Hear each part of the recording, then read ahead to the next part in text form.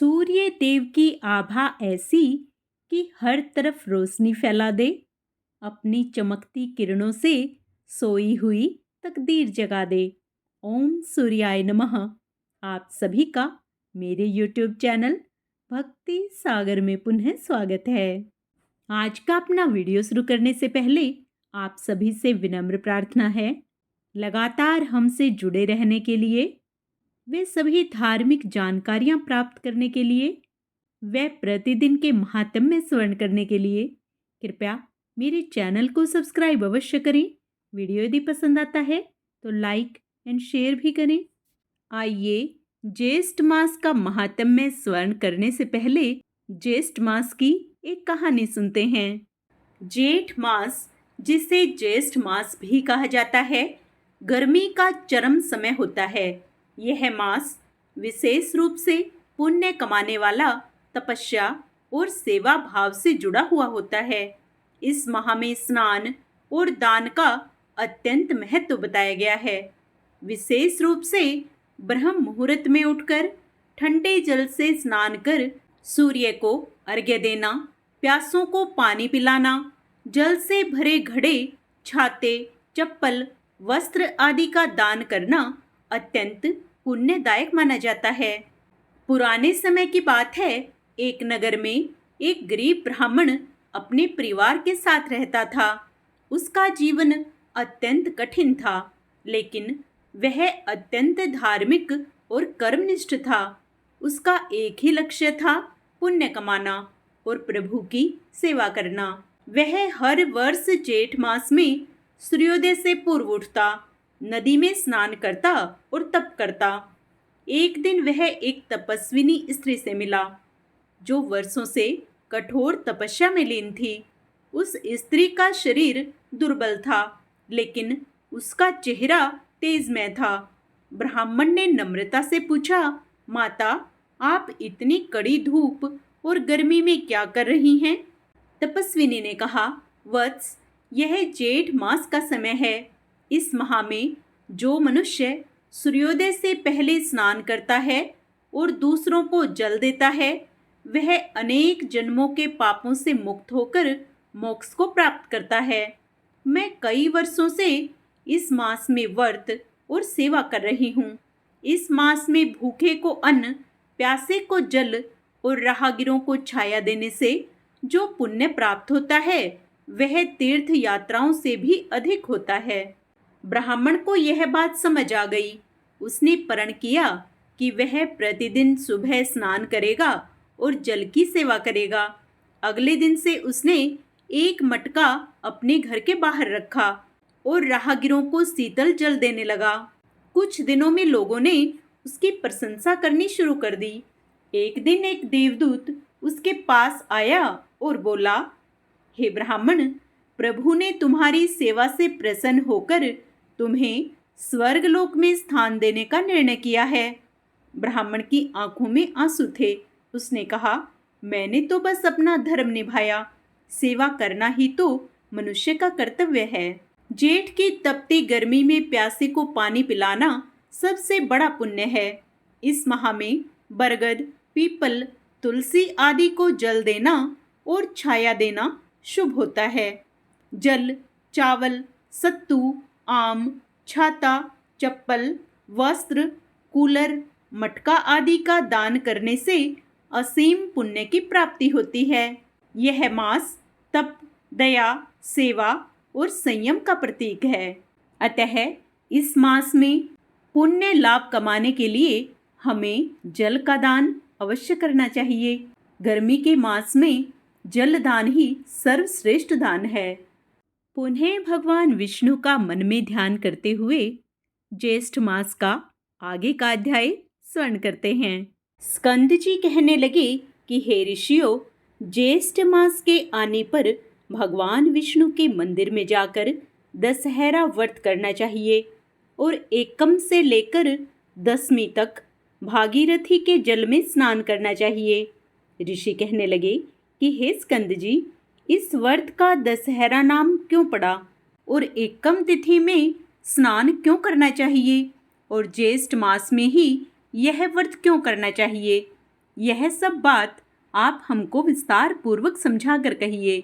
स्कंद जी कहने लगे कि हे ऋषियों, ज्येष्ठ मास शुक्ल पक्ष 10वीं तिथि बुधवार, हस्त नक्षत्र, गरकर्ण, आनंद योग, व्यतिपात योग, कन्या राशि के चंद्रमा और वृष राशि के सूर्योदय होने पर स्नान, दान, पूजन आदि करने से मनुष्य सब पापों से मुक्त हो जाता है और इस लोक में अनेक प्रकार के भोगों को भोगकर अंत समय में विष्णु लोक को प्राप्त होता है।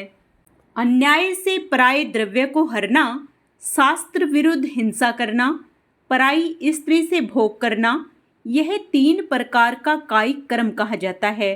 कठोर वचन बोलना, झूठ बोलना, किसी की चुगली करना, राजा के द्वारा देश की आय को निष्प्रयोजन व्यय करना, ऐसे 4 प्रकार का अशुभ फल देने वाला वाचिक कर्म कहा गया है।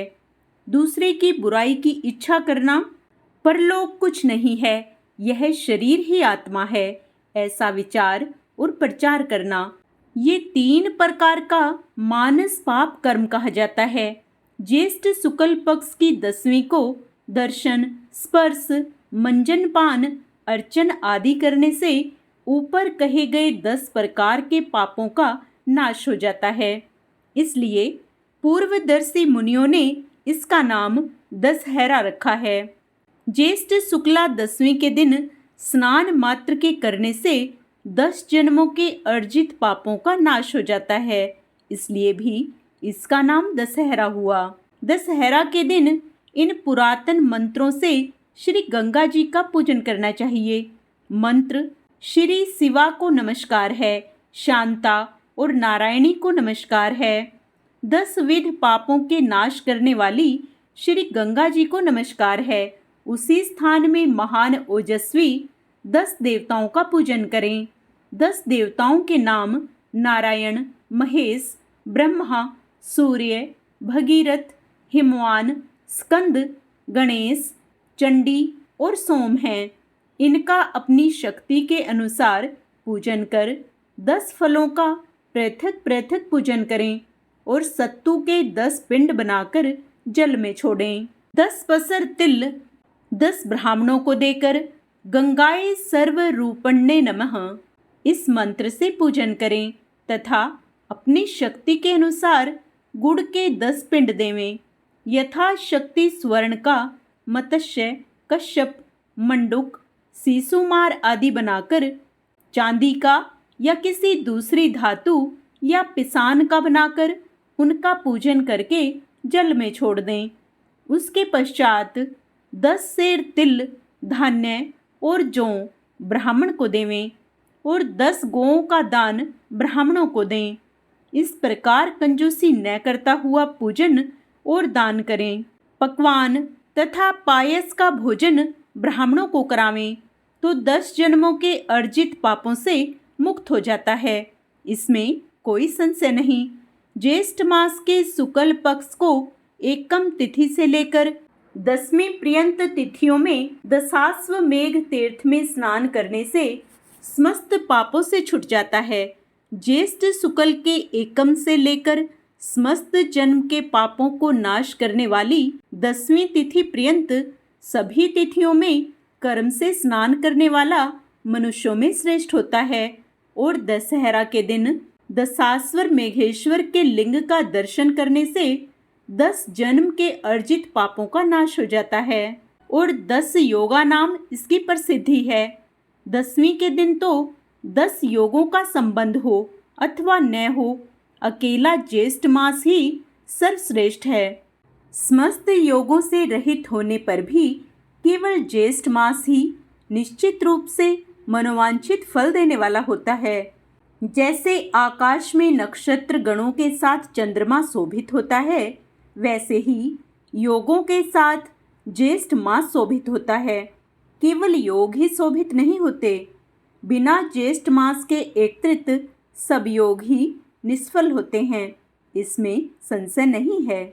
10वां अध्याय समाप्त होता है। आगे का अध्याय हम अपने कल के वीडियो में करेंगे। पूर्ण पुण्य लाभ प्राप्त करने के लिए आप उसे भी अवश्य स्मरण करें।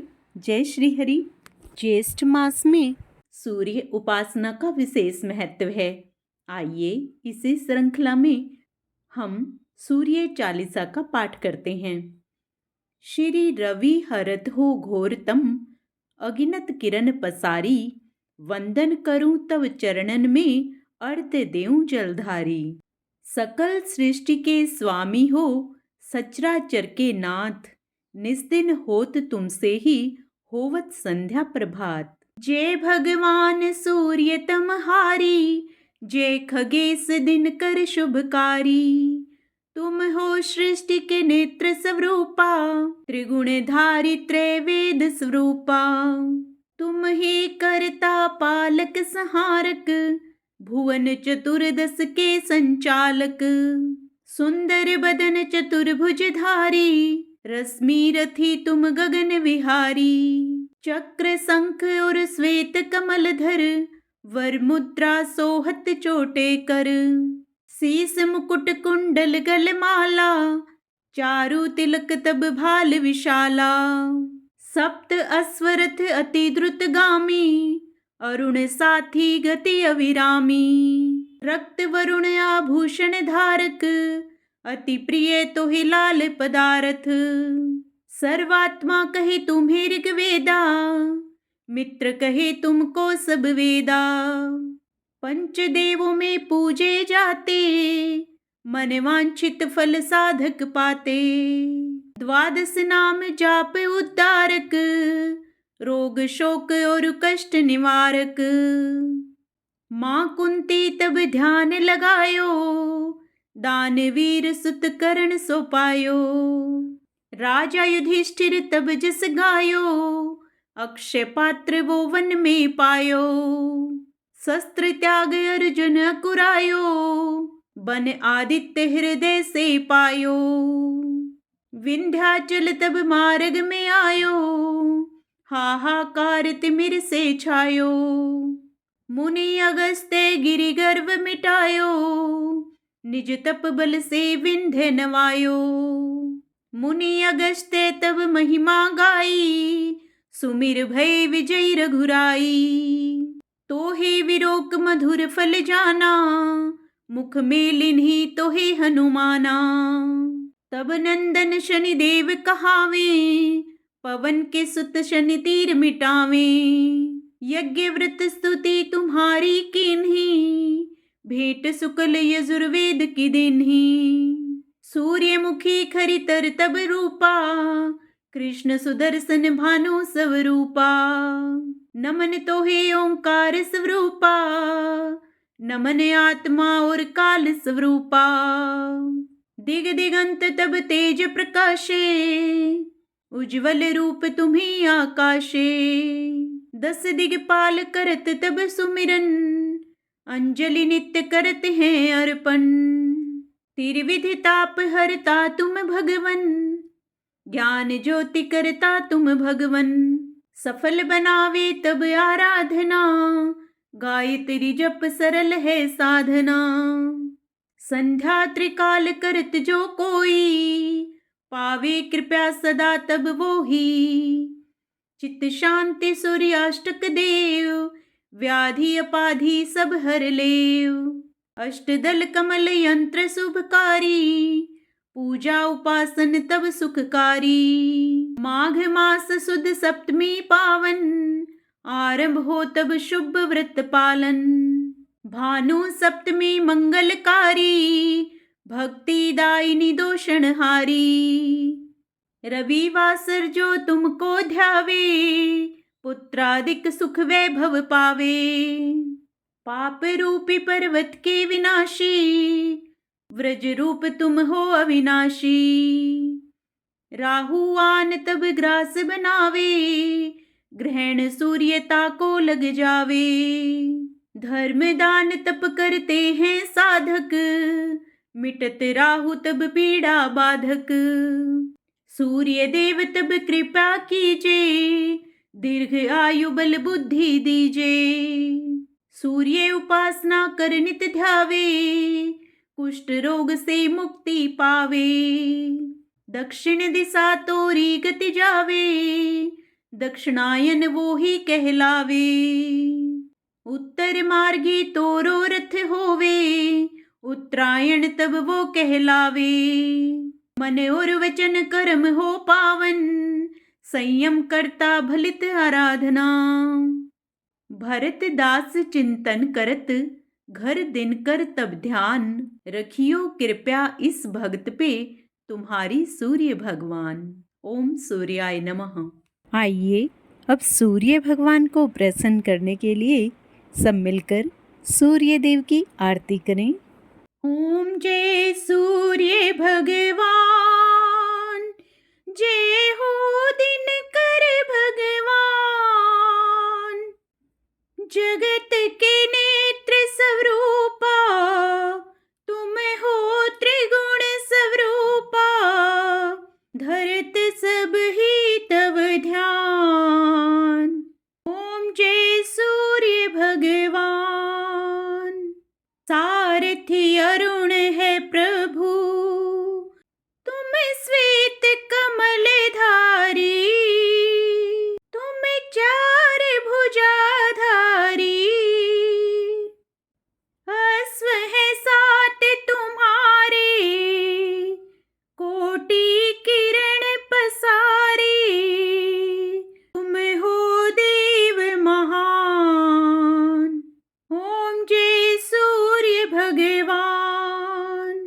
उषा काल में जब तुम उदया चले आते, सब तव दर्शन पाते।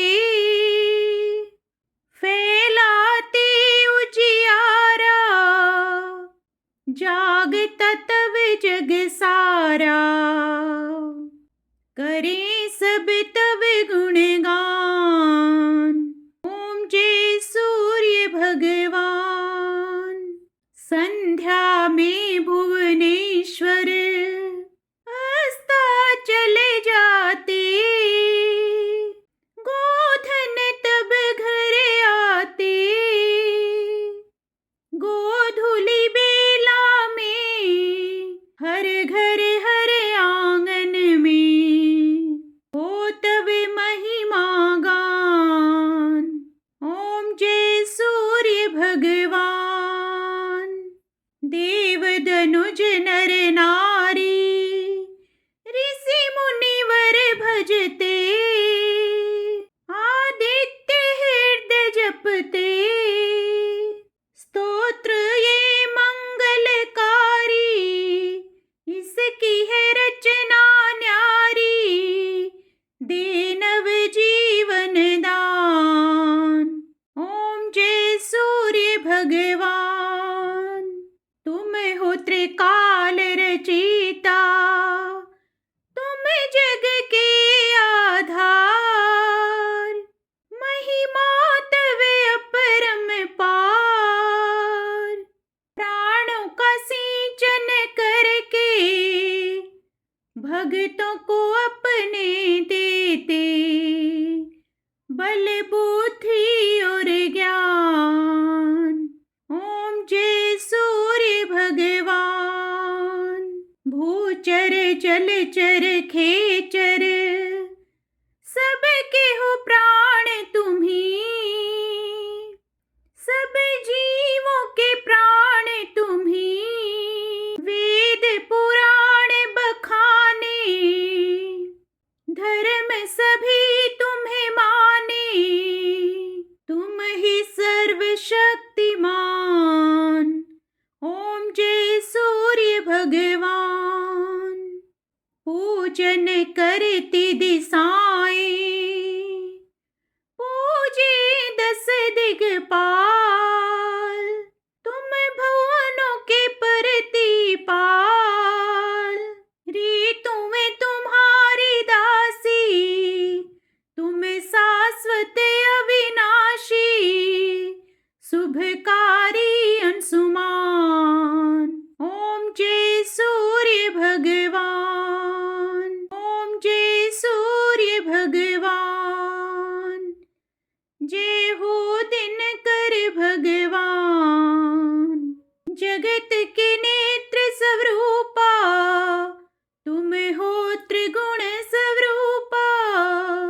धरत सब ही तव ध्यान। ओम जय सूर्य भगवान, ओम जय सूर्य भगवान। ओम सूर्याय नमः।